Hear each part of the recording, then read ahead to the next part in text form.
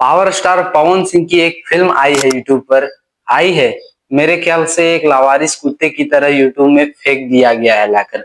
और यही कारण है कि पावर स्टार जैसी भी फिल्में फ्लॉप हो जाती है, क्योंकि जिस फिल्म का प्रमोशन नहीं किया जाएगा, जिस फिल्म का प्रमोशन तेल लेने जाएगा, वह फिल्म भी तेल लेने जाएगा, यानी कि फ्लॉप हो जाएगा। ये बड़ी अच्छी बात कही आप। पावर स्टार फिल्म की कहानी में कोई डाउट नहीं है, कहानी एकदम जबरदस्त है। जब तक फिल्म को लास्ट तक नहीं देखिएगा तब तक इस फिल्म का कहानी नहीं समझ आएगा।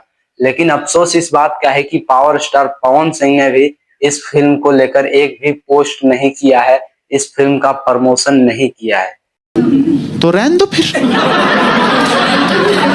पवन सिंह तो छोड़िए, जिस चैनल से यह फिल्म आया है उस चैनल ने भी एक भी पोस्ट नहीं किया फिल्म को लेकर, डायरेक्ट यूट्यूब पर लाकर पटक दिया पावर स्टार फिल्म। और यही कारण है कि पावर स्टार फिल्म जैसी फिल्म फ्लॉप हो जाती है। तो ठीक है, मिलते हैं आप लोगों के साथ नेक्स्ट वीडियो में।